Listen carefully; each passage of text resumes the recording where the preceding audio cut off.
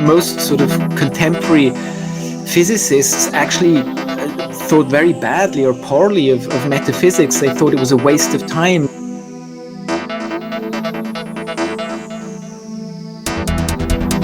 How can you do physics and not ask yourself about, like, what is the fundamental essence of reality? What are we talking about here?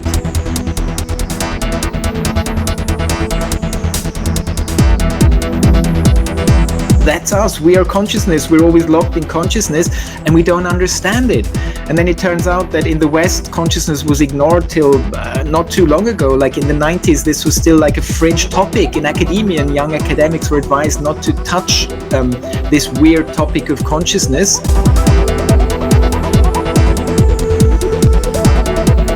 The mystics, the meditators, and now also the psychonauts, they all have been working with consciousness and giving us descriptions of what it is, and like that it could be a far bigger context than we believe. People are like, hey, maybe we need to reevaluate our sort of belief structures and try other ideas.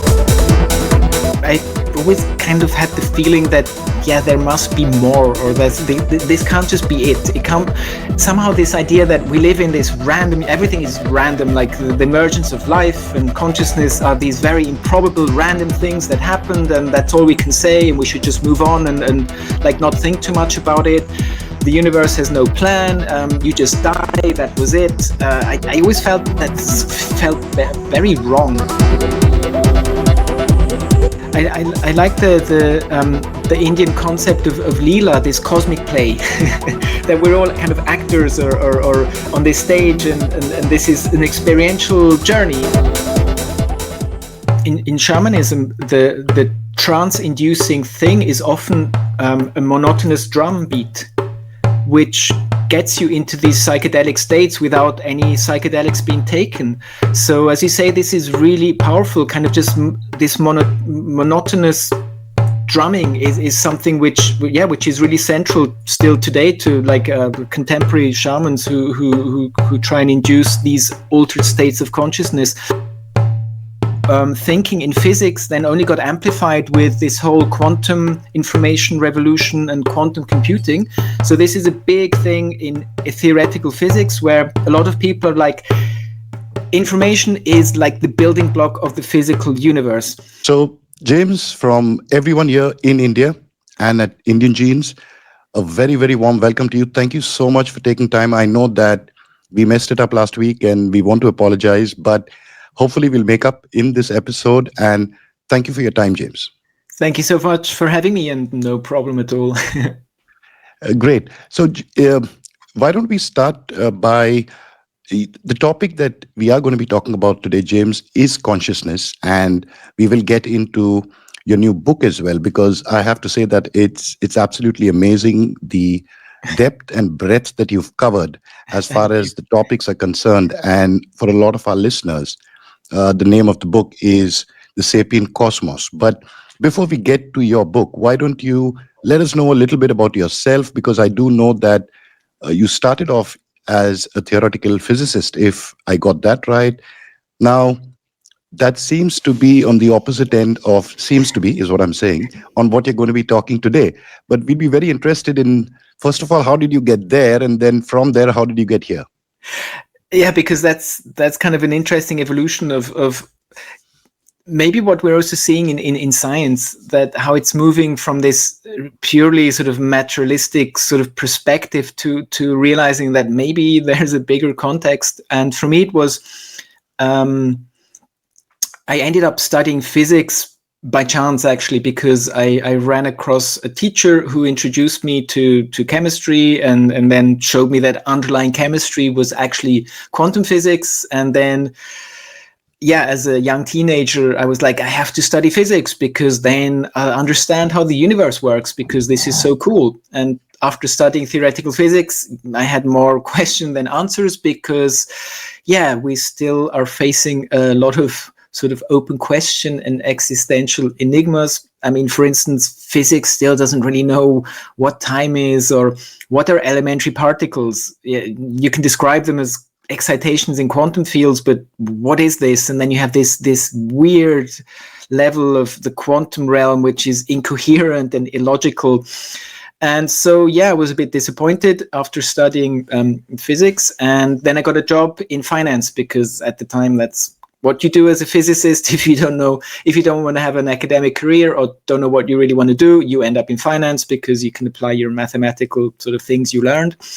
And then I got interested in complexity science, because physics captures a lot of how the universe works in equations, but a lot of things that are complex, which are especially relevant to us humans, be this in nature or in financial markets or everywhere around us, we seem to be embedded in complexity, which physics has a really hard time to capture. And there it turned out that you can have a different paradigm of trying to understand this with a more algorithmic approach. So you're not trying to capture this in equations, but you're more trying to capture it in a description of how things evolve. And you sort of formalize these complex systems in networks. So you can take whatever, neurons in a brain or birds in a swarm or traders in a market, but you embed them in a network. And then what matters is the topology of the network and not the complexity of the node. And this is sort of, complexity science in a nutshell. And I finished my PhD there.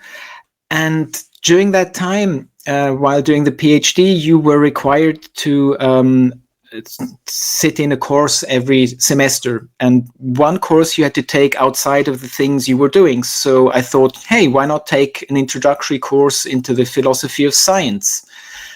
And that really changed a lot, because it just blew my mind, because basically, what does it mean to know anything? How do I know that anything is real or exists? How do I know that my mind isn't hallucinating things? What is knowledge? All these deep metaphysical questions, which I never really sort of came across, were suddenly placed in the center. And I really couldn't believe that. How are people allowed to do science without having sort of an introductory course into this thinking? And what I later found out, especially with writing the book, that most sort of contemporary physicists actually thought very badly or poorly of metaphysics. They thought it was a waste of time. And there's even this one exclamation which people think Feynman said, Richard Feynman, that the philosophy of science is about as relevant to scientists as ornithology is to birds, meaning totally relevant, which blows my mind, because how can you do physics and not ask yourself about, like, what is the fundamental essence of reality? What are we talking about here? And this is where I started to sort of deviate from this more constrained sort of materialistic conception of the universe, and sort of also realized that the thing which is like the closest to us, consciousness, I mean, that's us. We are consciousness. We're always locked in consciousness, and we don't understand it. And then it turns out that in the West, consciousness was ignored till not too long ago. Like in the 90s, this was still like a fringe topic in academia, and young academics were advised not to touch this weird topic of consciousness. And that then really sort of opened my eyes that this was just a problem from a Western perspective, because many other cultures, especially Indian wisdom traditions, for whatever 3,500 years ago, that was the main thing. You want to explore consciousness. So yes, this theme of the masters of consciousness from beginning with the shamans 30, 50,000 years ago, the mystics, the meditators, and now also the psychonauts, they all have been working with consciousness and giving us descriptions of what it is, and like that it could be a far bigger context than we believe. But somehow, the West didn't really get the memo until now.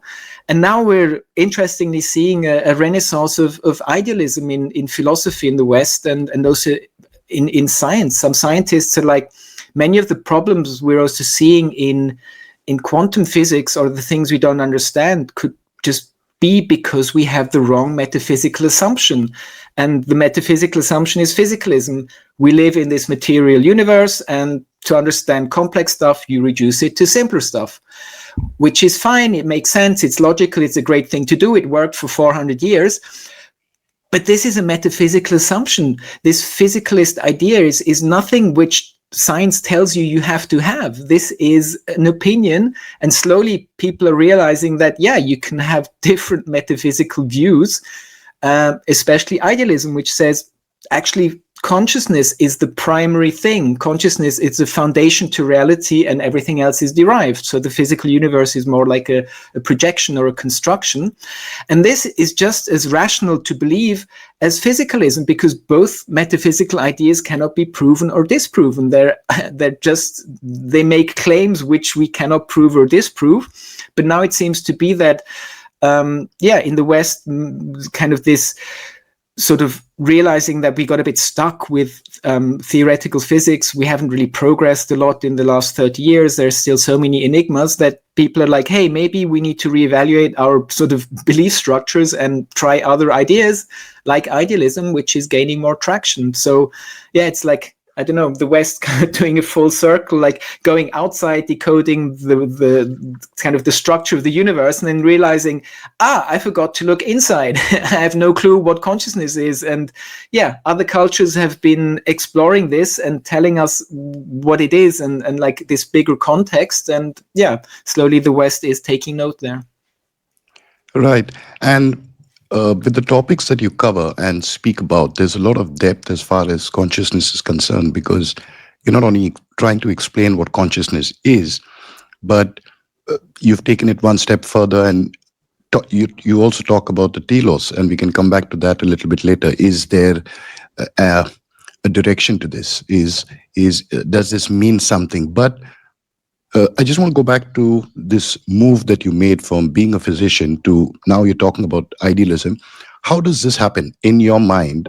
For example, we do have a lot of people who are probably half here, half there still at the moment. Now for you, because you spent a lot of time in physics, and does that happen over a period of time? So did you always have this thought somewhere in your mind that maybe there is something else I need to think of, or does it happen that you reached a particular stage as far as your study or research was concerned, and you said, okay, you had this aha moment, this wow moment where you yourself had a spiritual experience and then decided to, okay, let me invest in this a little bit more? It's more the first thing that I always kind of had the feeling that, yeah, there must be more, or this can't just be it. It can't, somehow this idea that we live in this random, everything is random, like the emergence of life and consciousness are these very improbable random things that happened, and that's all we can say, and we should just move on and like not think too much about it. The universe has no plan. You just die. That was it. I always felt that very wrong, that somehow there seemed to be more to it. So this was always kind of an assumption I had, which then slowly, with just being exposed to philosophical thinking, I realized that actually there is a way to incorporate this in a very sort of rigorous scientific thinking. This is not something irrational, because that was the problem. That's kind of the problem that idealism faced for a long time, because people were thinking, if you are idealist, first of all, you're anti-science, which is not true. And people thought, basically what you're trying to do is you're trying to bring your God in through the back door. So you're just trying to be superstitious, and you're just using idealism kind of as a way to bring in your religion, which again is not true. So this kind of transcends these very sort of dogmatic and static religious ideas that many people have. So I really believe that this is sort of a new paradigm which goes away from a lot of the constraints that we culturally have, that either you're a rational person and you think it's all random and doesn't have a purpose, or you're a religious person who has to follow this one scripture which tells you how things are, which got written down many years ago and nothing changes, which I both find very disenchanted views. And kind of this idea that we live in an enchanted universe, and like the intelligence in nature, it's incredible, and we somehow just gloss over this. I mean, it's not only just the beauty in nature, but the intricacy, the intelligence of, I mean, just our bodies. I mean, trillions of cells organizing and starting off with 2 cells, and then you have the microbiome, which is another trillion foreign organisms which help us stay alive and stay healthy. I mean, just this complexity in what we're seeing in life, and that science just says, well, look, this just happened, don't worry, just don't think too much about it, it's evolution, and we kind of know how it works, and that's what happened. I just found that this never truly sort of I don't know, it gave people this, wow, just like amazing. The intelligence in nature is mind-blowing. This does not seem like something that just happened randomly for no purpose. And you can continue and look at the structure of the whole universe. And I mean, the fine-tuning problem where these constants in physics, if you change them a little bit, then we wouldn't have this structure here on Earth. We wouldn't have suns, everything would clump together or just be dispersed. So it seems to be that we inhabit a universe that is very specifically kind of designed to produce complexity, to produce these complex systems. And when I say designed, I do not want to invoke in any way kind of this intelligent designer thing which creationists try and bring in. This is like far bigger than any conception that we have from like, yeah, I mean, I find most of the ideas we have of what sort of God could be are very reduced. So kind of just having just this awareness of like this amazing intelligence that seems to be guiding the evolution of the universe and of like what we're seeing on Earth, and that this doesn't seem to be something random. It seems to be that this is a plan, which comes back to this telos, that there seems to be a purpose in how the universe evolves.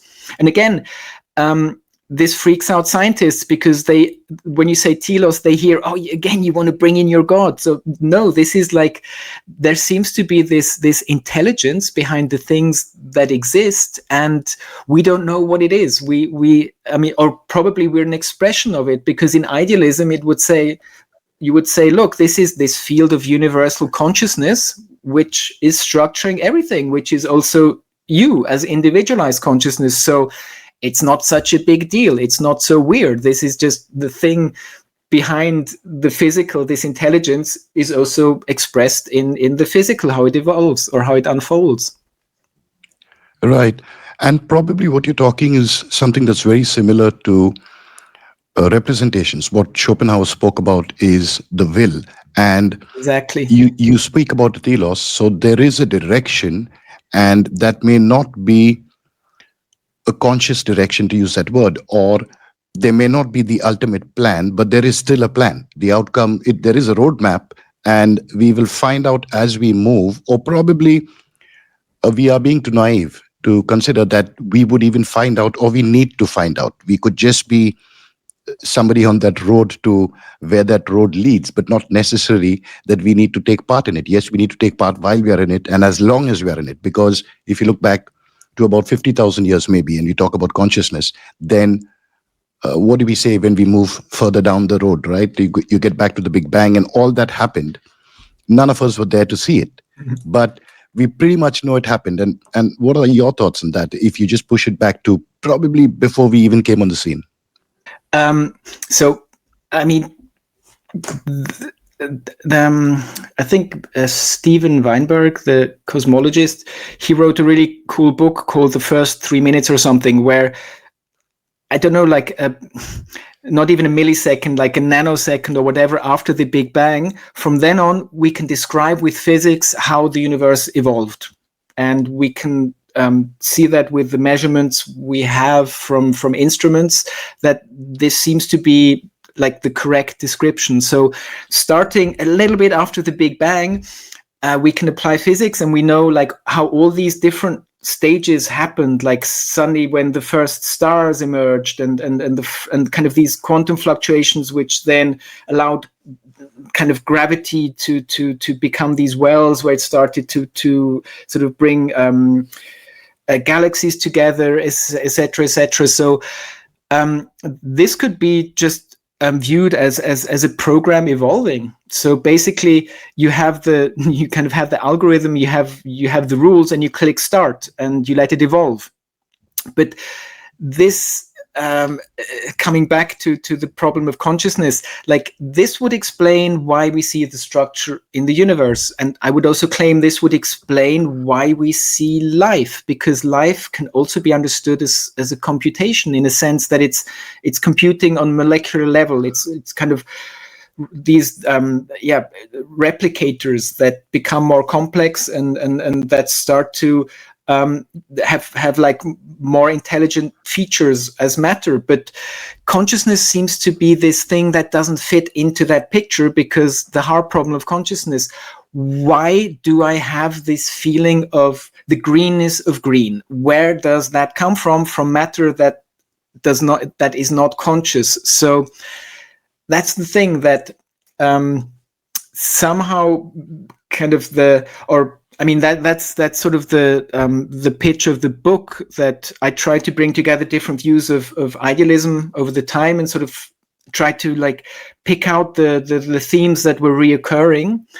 And like one idea is that what happens is that our brains are in fact receivers of consciousness, and not producers of consciousness. So kind of this whole evolution or computation of the universe, the structure, life, and then brains, which had enough complexity to somehow tune into the frequency of the base consciousness, and allows it to be sort of brought into the material from this transcendental level of cosmic consciousness, which is behind the things. So that would kind of be the idea. So you always kind of had this universal consciousness prop up this unfolding physical universe. So it was always kind of held by this field of consciousness, for a better word, this cosmic consciousness. So I kind of like this idea, and I find it kind of makes sense that or it explains a lot, that suddenly, by changing your consciousness, be this through trance or meditation or psychedelics or even pain, that you suddenly can make experiences in your consciousness that seem to be happening outside of space and time.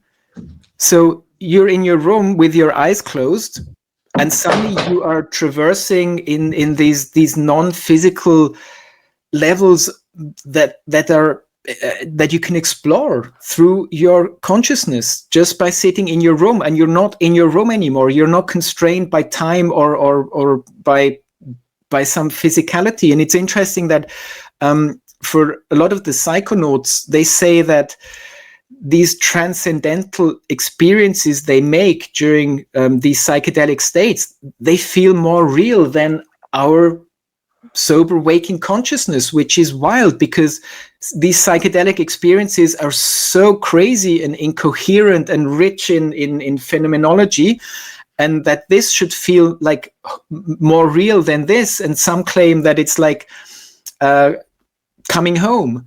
And it's also interesting that this goes back to Rick Strassman, who was researching, the doctor who was researching DMT, which we have in our brains, which is all over the place in nature, which is the basis of ayahuasca. That this somehow, this experience of during DMT maps to near-death experiences. There's like research papers from 1, 2, 3, 4 years ago where psychedelic researchers just realized that the phenomenology during DMT and near-death experiences, they seem to map. Or also that kind of the people claim to meet beings when they're on DMT, and these beings seem to map to all the folklore of the whole world. So there seems to, this for me is like an indicator that we're kind of in this constrained sort of projection or simulation, but this is not the final reality. There is like a far larger context to our existence and our reality. And we're just usually bound in like this sober waking consciousness state in the physical. But you can experience transcending that and going to this bigger context. And even through meditation, where people describe how it feels to like kind of fall out of your own consciousness and suddenly unify with this field of cosmic consciousness, this feeling of non-duality, again from the Vedas, this Advaita, this non-rational concept of like suddenly the self and the other just vanishing, and you suddenly become one with the universe. And these experiences, if we take them seriously and don't just say, look, these are just like hallucinations people have, but actually take them seriously and say, look, these are metaphysical insights. And this is now what's happening in the West, where with the psychedelic renaissance, we now have philosophers of psychedelics who say, look, we need to take this seriously. This is telling us something about the structure of reality. And it's telling us something that most cultures always knew everywhere except the West. Right. Very interesting. And as you were describing this, I'm just wondering whether you are currently, or we are currently in the physical realm, let's say, and you get into this transcendental realm and you come back after your experiences. There seems to be information that is an integral part of consciousness, because there's information here. And once you go there and you come back, there's information there. But not only that, but you're able to connect this. So information seems to be wrapped up in consciousness. That, do we mean that? Because if it was not, then I'm assuming you could have got to whatever realm you want to, and once you come back, you don't know that, right? So, but like you just said, it's telling you something, and it's connected. Does information connect both these realms through consciousness? Does it evolve? What is your thought on information specifically? So this is more sort of a bit one step up from like pure idealism and consciousness being foundational, where there's been a bit of a paradigm shift in physics, where people have realized actually it doesn't make much sense to believe in this material foundation of reality, because it makes no sense. It's like elusive. So perhaps it's better to try and understand the physical world in terms of information. And this goes back to Carl von Weizsäcker and John Wheeler, who introduced and really sort of presented ways of how this can work. And this sort of information theoretic thinking in physics then only got amplified with this whole quantum information revolution and quantum computing. So this is a big thing in theoretical physics, where a lot of people are like, information is like the building block of the physical universe. But the problem there again is that, language. So what does information mean? It's like consciousness. It's really hard to define. It's like so many ways you can look at it. But coming back to Wheeler, basically it seems to be that in this context, information means one bit of information. So a 0 or a 1, a yes or no. And Wheeler was saying that when we do experiments, we're interrogating nature and posing yes and no questions, and nature is answering. So I have a direction of spin of an electron, and the question is the spin looking up, yes or no? And I can measure that. So this is how Wheeler sort of understood this information, this it from bit. And it turns out that then this more abstract qubit, so this quantum bit. So when you use this, so again, this is like then quantum mechanics physics coming in, where elementary particles can have properties, many properties at the same time. So coming back to spin, if you're not measuring it, it can point in all different directions at the same time, and you can kind of use this in quantum computing. But what it says is that you can have this unit of a qubit, and this can be anything. This can be, the spin of an electron.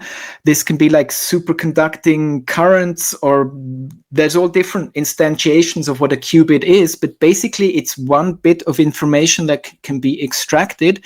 And this seems to be like the most basic or the best sort of description of the physical universe, because again, if we say, well, an elementary particle is like something physical, that's not true, because the only thing we know is that it's described as an excitation in a quantum field. It's a mathematical description, but what it actually is, we don't know. And probably the what it is best described in terms of this informational paradigm of looking at it. And it seems to be more than just like it usually the technology of the time gives you sort of the metaphors of how you describe reality. So back in Newton's time, the universe was a clockwork. It was like all little bits working. And now we have computations, and we say, yes, of course, now the universe is a computer. But I believe it goes beyond that, because first of all, there's this foundational quantum information stuff that's going on that we've discovered.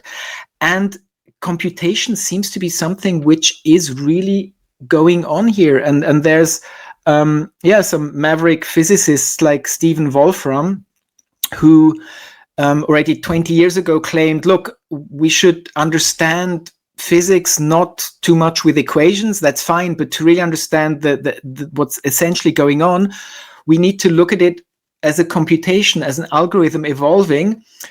And what he found out, and also other computer scientists like in the 60s, 70s, that even with very, very simple rules, you can get highly complex behavior. This is, again, a hallmark of complexity, of kind of emergence, where suddenly stuff just comes out of nowhere and manifests. And this seems to be kind of the best way of looking at the physical universe. And then you have physicists like Thomas Gernitz, who studied under von Weizsäcker, who claims that, hey, we bring in consciousness by claiming that these qubits are manifestations of consciousness. Or we have Federico Fagin, a computer scientist who he was responsible for the first commercial computer chip.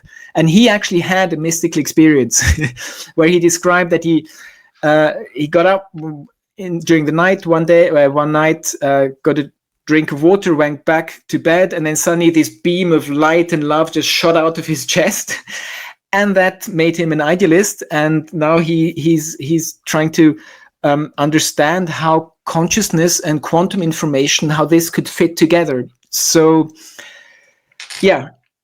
In the physical context, information seems to be the most fundamental and only ingredient you need to explain what we're experiencing here. But to give it more essence or more or kind of an embedding, you need to go to consciousness, which is then kind of below it. Right.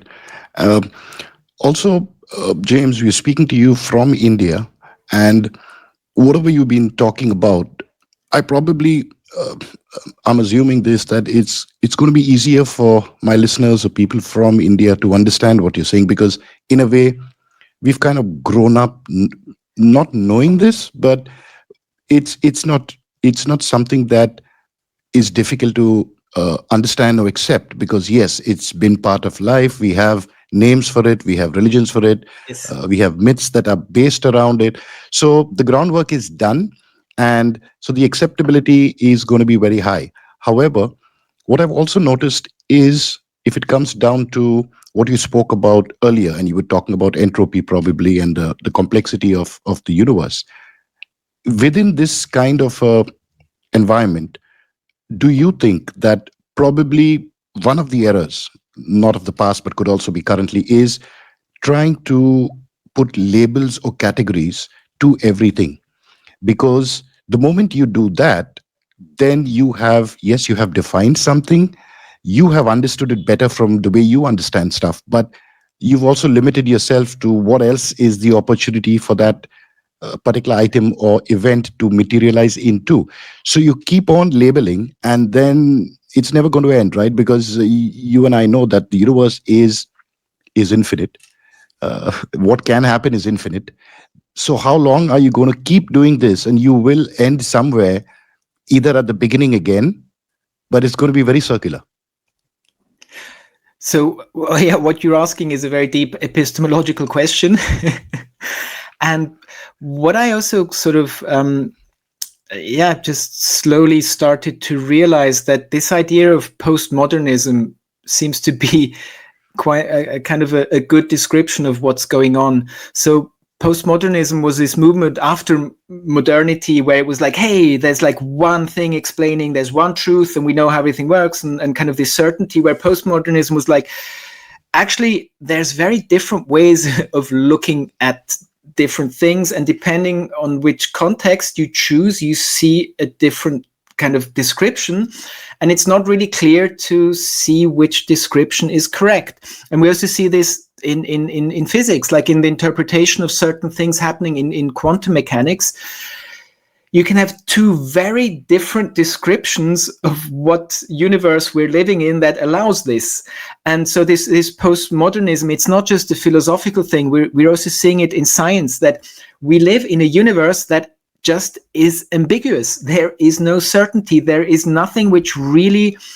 So the only thing we can be certain of, going back to René Descartes, is that, or the only thing I can be certain of, is that I'm experiencing something now.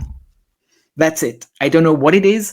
I don't know what's out there. I don't know if I'm hallucinating now, if I'm dreaming, if I'm a brain in a vat that's been stimulated with artificial electrical signals, which would allow this brain in a vat to create this universe. So this feeling of a universe I would have now, I wouldn't know any difference. So, or even solipsism, like, how do I know there's anything else than my mind? I can't. There's no empirical or theoretical way to diffuse solipsism. And the only reason it isn't a big thing is because most philosophers just realize, if you accept solipsism, there's just, where do you go from there? So there's no utility in that idea, but there's nothing which can tell you that this isn't true. So we shouldn't forget that kind of this impression we get that we live in this structured objective reality and that we're kind of acting out on this stage of reality.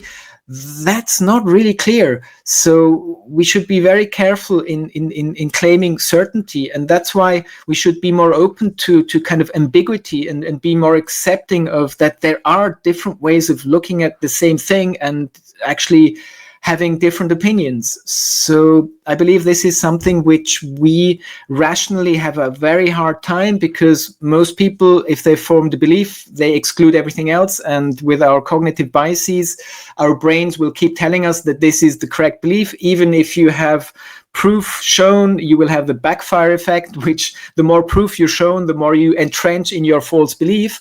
So then we have all the crazy stuff going on in our minds. And we also know that from neuroscience, what we're experiencing now is a hallucination in our mind. So the difference between dreams, hallucinations, and our apparent perception of the external world, it's minimal. It's all something that's created based on these external inputs, which get relayed in our brains as electrical signals. So yeah, that's something we shouldn't forget.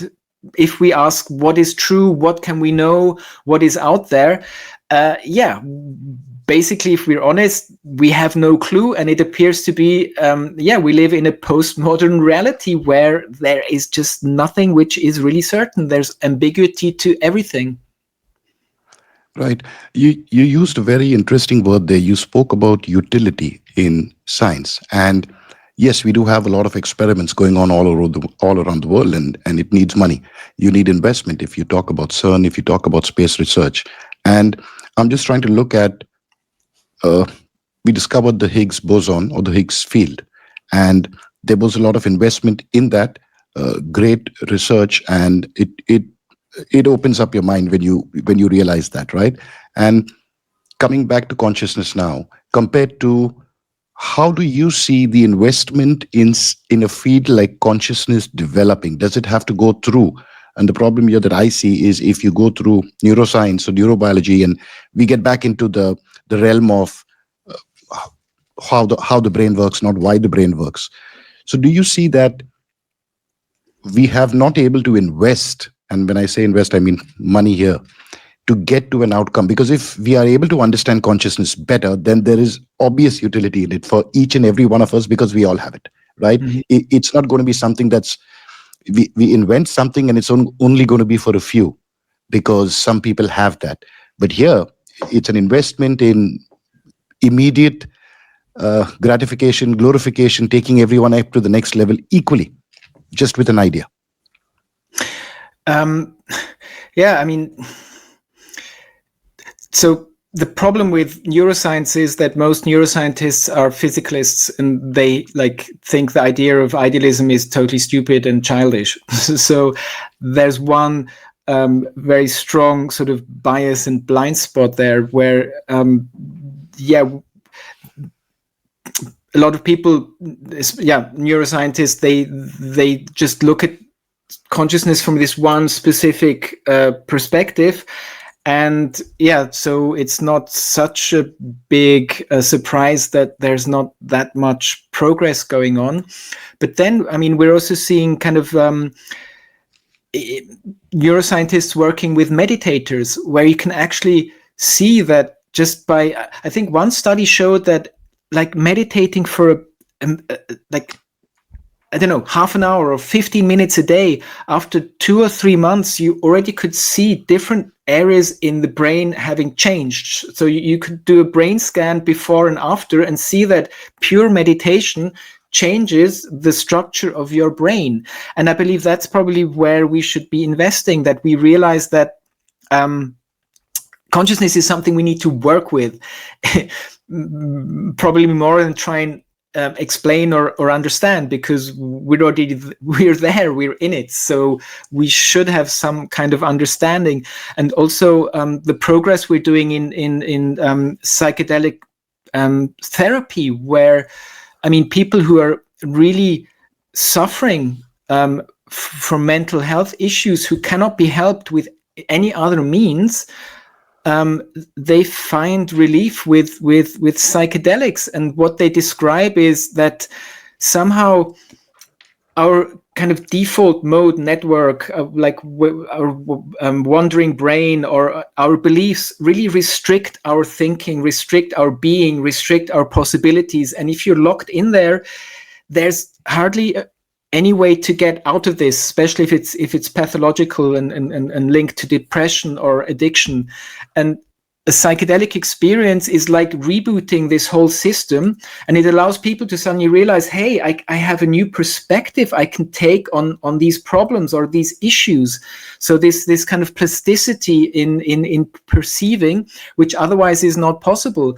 And so, I believe this is something that we should cultivate more. And again, I mean, this is something in India, which, you're the masters of meditation. You taught the world how to do this. So, I mean, in the West, it's done a bit, but that in the West, we realize that this is a foundational thing. We all should be, or really we're obliged to work with our consciousness and look inside our own consciousness in whatever means this is, through meditation or just walking in nature or whatever, but just that we just stop just looking outside for answers and looking inside. And I believe that's why meditation is so powerful, because it's transformational. It can make you a happier person. You can cultivate happiness inside you, regardless of what's happening outside. I mean, many monks have shown us that this is possible. And I think that's probably where we should invest more, that we should try and make people happier and our society happier, because arguably, the state of the world could be better. And I believe a lot of it comes down to that people are suffering and struggling, and they have no meaning. They have no purpose. They just don't know what they're doing. They're just drowning in stress, like job and money and all these kind of constraints, which just allow or don't allow people to thrive. And to thrive, you have to, regardless of your external kind of situation, you have to work with your consciousness. And I mean, I just realize it with myself, like with my smartphone and social media. I mean, just sitting for 5 minutes in a bus and not doing anything and just looking outside and just I mean, like I used to do, like we all used to do till not too long ago. This starts to become really hard because I get bored and pull out my smartphone and and get drawn in. Yeah. So it's really, I find urgent that we start to kind of take responsibility for our own consciousness and really start to do something with it individually. Yeah, interesting about the smartphone. In fact, I was just traveling recently. I was at the airport and sitting down. I was looking around me. There would have been 300-400 people around me, and about 95% of the people who were at that airport were looking at their smartphone. And I was just thinking to myself, wow, uh, the airport has actually invested millions of dollars, millions or billions of dollars in the art and architecture of that airport. But I have a challenge that 90% of people who pass through that airport wouldn't know the color of the wall, leave alone the detail in the artwork, because nobody has seen that, right? You're walking through it, you're sitting right in front of something that's a piece of art, but you're looking at your phone. And uh, that's so interesting because there's a friend of mine who sent me a picture recently, and he happened to be in Rome. So this is one of the most amazing pictures I've seen. And he was right in front, and the Pope was passing by, right? The Pope was passing by, and he sends me a picture where he's looking into the phone with the Pope passing by. So he now has a picture of him looking at himself, and the Pope, like, can you put the phone down and look at the Pope? That's a moment, whoever it may be, right? But you want the picture, and it's a selfie. But these are just, I think, interesting things. I want to come back to what you were saying about psychedelics now. Uh, the simulation theory, and where are you with that? Because it can accept, or it does tie in with psychedelics as well. And the way I'm thinking of it is, if you are playing a video game, then you have different levels of achievement, and you get either a medal, or you can drink a super a superpower, something, and then you get that extra power to go on to the next level of the game. So you get something. And let's come to meditation. You can get there, but it may be harder work. It may take you longer if you don't have those medals. But if you have those credits, then grab that. You go to the next level. So, what are your thoughts on simulation and what you just spoke about psychedelics? I mean, it does seem to be that what's happening here is so. I moved a bit on from simulation. I think it's I like the Indian concept of Leela, this cosmic play, that we're all kind of actors or on this stage, and this is an experiential journey. And there's joy, there's sorrow, but that this isn't something that we really should take too seriously, because we're playing this role. This is not the real thing happening to us. This is something that we're experiencing, and I really like that. And I think with psychedelics, it's kind of a two. It's kind of there's two things to it. On the one hand, I mean, psychedelics are very potent and very dangerous, and you can really have problems taking psychedelics if you don't do it in the right way. Or maybe you're a person who shouldn't take psychedelics because it triggers a psychosis. And if you take psychedelics and don't integrate the experience, that doesn't help too much either. But it seems to be that, or again with DMT, that there's also sometimes with LSD I read, but mostly with DMT, a lot of people describe that they kind of experience that this reality is a mathematical structure. And this is not from scientists or people who are scientists. These are just random psychonauts. And I've read so many trip reports where they claim that there was this mathematical structure going on, that this was a mathematical reality, that it was being computed and calculated. And so, perhaps with DMT, you kind of get to see behind the curtain of how this simulation, this construction is actually built up. And again, we can choose to say, look, these are just deluded hallucinations, or we can actually say, what if this is true, and different people are making the same experience in this otherworldly realm, which is mediated by tweaking your consciousness with a molecule that is all over nature, everywhere. Why is there so much DMT in nature? No one knows. What does DMT do in our body? We have it in our body. No one really knows. So as you say, maybe, yeah, we are kind of given sort of these Easter eggs of we can find and try and sort of understand this cosmic play better and try and just maybe have more fun experiencing it and not taking things too serious.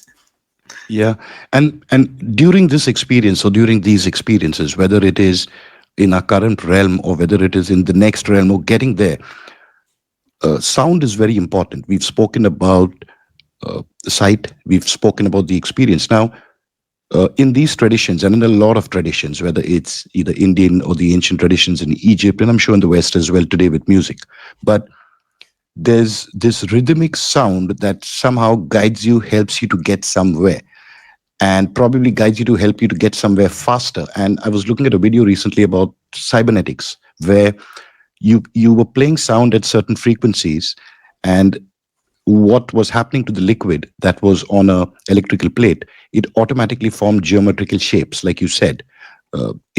So somehow sound seems to be a beat, a rhythm, let's say rhythm, or probably a vibration. It's all tied there somewhere. There are things in my head that maybe I'm not able to explain what I want to say, but I somehow have this feeling somewhere that there is some connection there that can be explored a little bit more deeper with experience. It has to be with sound, or it's better with sound. We all remember old songs and where you were when you heard that song, right? I mean, that's really interesting because in shamanism, the trance-inducing thing is often a monotonous drum beat, which gets you into these psychedelic states without any psychedelics being taken.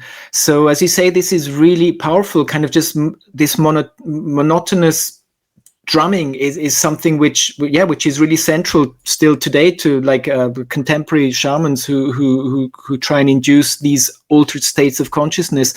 And what I also found was interesting, again, in DMT experiences, where people say it begins with a sound. There's this sound that starts to pick up, and this seems to be the thing that is like underlying some reason. And even if like one person described how all of reality just disassembled and there was nothing left, but the sound remained. And it starts with experience, it takes you with, and it's this sound which carries you through it. I have no idea what this means. And I think it's interesting that you mentioned that that in different traditions this plays such a bigger role, and not just as like music or entertainment, but that it's actually it has a deeper function with relationship to our consciousness. It's also written, right? In the beginning there was the word, so you start with the sound, and even if you try to get away with it, it's right there, the first line of everything. But just to come back to your book, and through your book, what you have done is you've tried to probably explain everything quite neutrally from the outside, and you've been very objective without enforcing your view. But if I had to ask you about, and obviously it's your book, so this is going to be a tough question, which part of that book that you were writing, or while you were writing, right? It's quite a heavy book. Did you enjoy the most, or did you feel that there was some part of that book that you did not plan to write? And the reason I'm asking you that is a lot of writers, philosophers, and creators say that they sit down to do stuff and they feel that they are a channel. It's not that they're thinking progressively or strategically while writing. And was this book for you something that you had to put together, obviously, but there were certain phases, stages, ideas in the middle that you said, okay, no, this just came up and I think it's gone in another direction now? Or were you always sure that this is chapter 1 to chapter 10 and 12, and this is what is the index going to look like? It's actually both. So to pitch a book to a publisher, you need to tell them what you're going to write. So you actually have to tell them, look, chapter 1 is this, chapter 2 is that, and you have to kind of propose and show them the whole thing, where you're going. But my experience with writing is exactly that I sit down and it just seems to flow in the zone. I never have like a writer's block or don't know what to write next. It always just like flows easily. And sometimes when I read through what I've written, I wonder like who wrote this. So it does feel a bit like channeling, which is also humbling because it means it's not really me. I'm just like sort of allowing this to be manifested. So I shouldn't really take credit for it. And a lot of things with this book, less so, but with the first book, Information, Consciousness, Reality, there were so many like synchronicities, random things people told me, or a random book I saw, which perfectly fit into like what the next thing was going to be, or like even when I sort of had a book on a certain topic which I didn't have time to read, and just like scrolling through it, finding the chapter which was like, oh, this is exactly what I need, and those experiences are really great. But with the Sapient Cosmos, it was more just like an enjoyable experience from beginning to end. Just every time I sat down, it just happened. And actually, except the last chapter where kind of this idea of sort of bringing together these different views of idealism and trying to make sort of a more unified idealist pitch, most of the other stuff was more or less planned and went according to plan. Right. And talking about your last chapter and bringing all the idealism together, I'm going to ask you something that's going to be interesting as well for us. Now, I do know that you know Bernardo, obviously, and Bernardo has been a great friend of our show. In fact, we've done a couple of episodes with him a year ago. In fact, I remember I was talking to Bernardo the last time, and I said we talked for about maybe an hour or two. And maybe it was the right time, but we started speaking, and just like we're doing now, we didn't have a script, and we said, let's just go. We recorded for 4 hours. And I told him, I said, I've got to split this into 2 episodes. And it was amazing. But the reason I bring Bernardo up is the tough question for you. So what is it about Bernardo's philosophy or analytical idealism that you do not agree with, and why? No, it's more that sort of integrating his idea, sort of, I just found that sort of, I don't know, making it a bit, maybe the context a bit bigger. So where he specializes in kind of this idea of dissociation, like why, if you have this universal field of consciousness, why do we feel we're individual centers of awareness? And then he has this idea of dissociation and like also describes it more formally with these Markov boundaries. And I believe that's like one part of a bit of a bigger puzzle where he really goes into detail and explains how exactly this kind of this thing fits together. And I mean, I haven't spoken to him about kind of this idea of idealism I propose. I'm not sure if he would object to certain things or not, but I found that it was more like sort of a synthesis than kind of like and just like taking the parts which seem very strong and putting them there and trying to make a mosaic out of it. And that's how, this was one of the synchronistic things from the Information, Consciousness, Reality book, where I somehow wanted to sort of, had this idea that consciousness plays a bigger role, and I wasn't aware of idealism yet. And actually, no, only after or writing the book, I found out about panpsychism, that was a thing. And I was like, okay, that's super cool. And then when I finished the book, I started to read Bernardo's ideas on idealism. And that was like, wow, this is exactly what I felt. This is exactly what resonated with me. And that really was also a big motivation to write the next book, because it was like, hey, this is like a huge thing that's missing, which I should continue on. So Bernardo has been a super big influence on my thinking with respect to sort of the nature of consciousness, and also the work he does. I mean, he really is the face of the Renaissance of idealism, and he's really, he does the hard work where he argues with physicalist philosophers and scientists online, and has these terrible debates with these people because it's just like clashing of ideologies, and he's really the person who. So I mean, up to Bernardo, many people were like, yeah, I mean, idealism is cute, but it's just like new age woo, or it's like just some new agey, esoteric, whatever. It's nothing serious. And Bernardo shows that no, look, this is something very rational that you can present, and that's what he does. And there's also this philosopher of mind called Miri Al-Bahari in Australia, and she has her view on perennial idealism, which that's the name she gave it, where she draws on the wisdom of the mystics. And she's a trained philosopher, and reading the paper on this perennial idealism is really, really hard, because she goes so far with the words to describe what she means by her version of idealism. What does this mean to have this transpersonal, aperspectival consciousness field, which then somehow gives rise to witness conscious, all of that.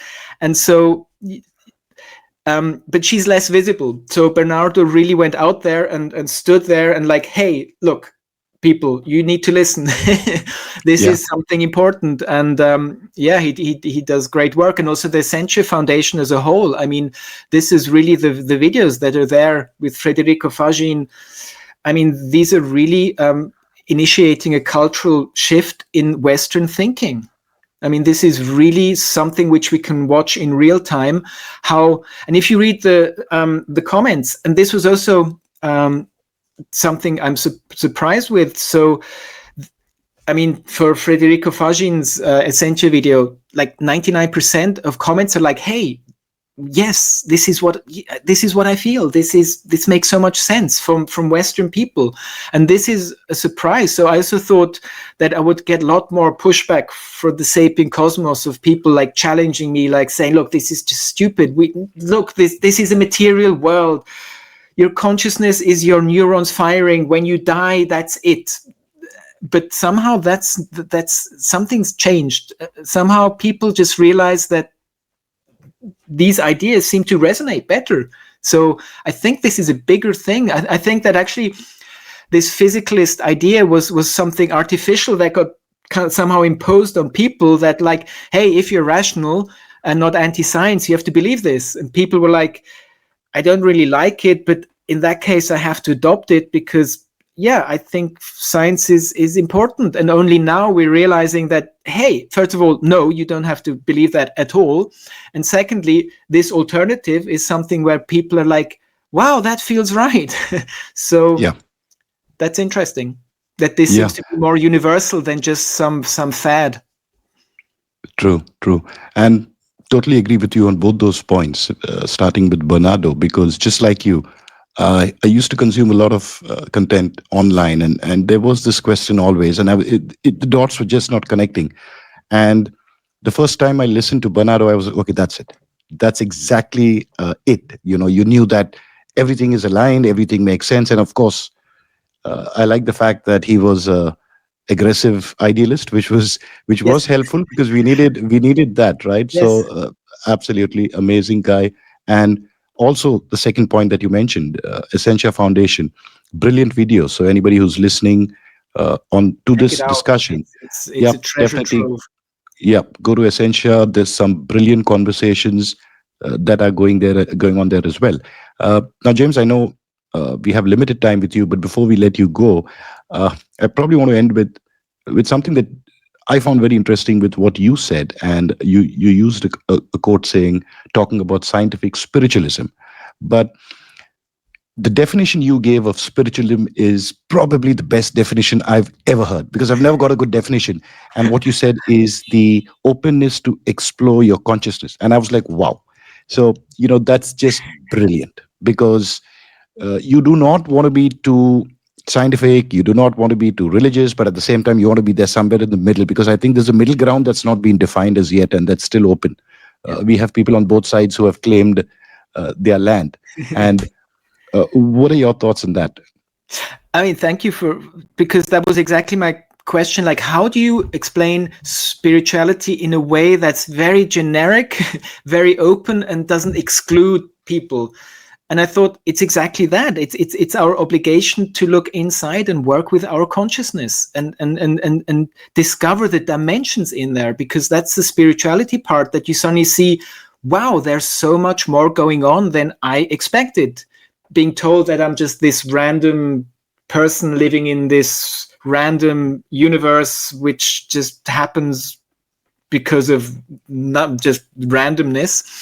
And also kind of it's also kind of a unification of Western and Eastern thinking. So you have the science part, which is looking outside, and then you have the Eastern part, which is looking inside. And we need to do both. We need to balance both. It's bad to always be on the outside, and probably in the world we're living today, you cannot navigate it if you're only looking in the inside, unless you're living in a cave and really just said, okay, I'm just in consciousness, I don't care about the physical realm anymore. But otherwise, yeah, you need to have a bit of a balance of both. And science is amazing. Science works.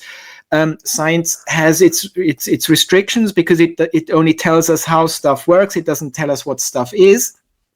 And by looking inside of ourselves, we can, I believe, yeah, and as many people have told us, we can find wisdom. We can find knowledge which comes from a different source than our personal ego, because somehow we seem to be connected to this universal field of intelligence or consciousness. Right. And before we let you go, James, a lot of our listeners, in fact, most of our listeners are in the age group of 12 to 24.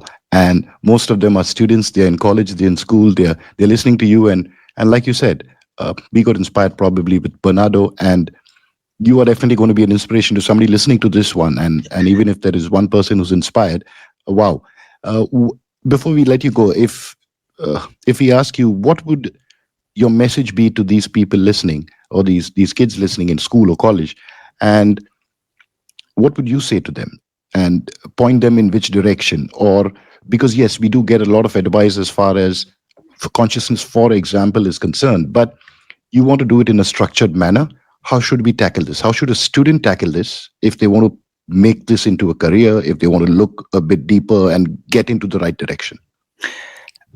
I think the only advice I could give there is very generic, in the sense that just try and find out what your passion is, and where it leads you, and kind of believe in that, and kind of not be, I don't know, distracted too much, or give up if things don't evolve as you think they should. That you just try and find out what's the thing that really is important and you want to do or want to know, and then go for it. And stick with it, without being kind of disillusioned with, all the negative things that might be happening around you, or which could discourage you. And basically just finding the passion there, and not giving up on it. I find that's, and I don't know, for me personally, my advice to myself is always like, just try not to lose your sense of humor. Like, even if the world seems totally crazy and could be like better in so many ways, and like it seems to be like the worst of all worlds we've chosen to create that no one wants to live in, but still that, like, okay, whatever. No, it's amazing to just be experiencing this whole thing, and be kind of thankful and humble and appreciative of just waking up in the morning and being part of this stream of experience. Wow. And just realizing how amazing that is, and then looking out the window and realizing that you're sitting in this universe, which is, I mean, we have so many filters in our brains that just don't allow us to realize the craziness, the insanity of this experience that we're having, and just kind of re-enchanting the universe, just like discovering the awe. I mean, looking at the tree and just being taken back by the beauty, the structure, the intelligence, and kind of just applying this to everything. I mean, in theory, I fail obviously the whole time at doing that, but I think that's kind of a good goal to try and achieve. Right. Especially these days, right, where everybody is getting very individualistic. It brings me back to a Michael Jackson song. If we can end, the name of the song was "You Are Not Alone," right? And you've got to look around you. It doesn't have to be a person. You're still not alone. There's a lot happening. But uh, once again, you brought up humor. That maybe the next time, if we can ever get you to come back and talk to us and find time, we can probably tackle humor as well. But James, uh, thank you so much for this amazing conversation. It was very, very interesting. I will be putting a link down, a little bit of a description as well to your book. And if there's people who are interested in following you or listening to you, would you want to point them to somewhere where they can find you? Yeah, as I find social media is part of the problem. Like, yeah, don't look at my social media, but on medium.com, the blogging platform, I have a bit of content there also from the book, like chapters broken down, or I don't know, my LinkedIn, but yeah, probably just my Medium. The rest is just a waste of time. Great, great. Once again, thank you so much from everyone in India, and continue thinking, continue writing, continue entertaining us and putting out what you can. We will follow you on Medium. That's for sure. Thank you so again, much James. for having me. This was a great discussion. Awesome. Thank you so much. Thank you so much. Bye.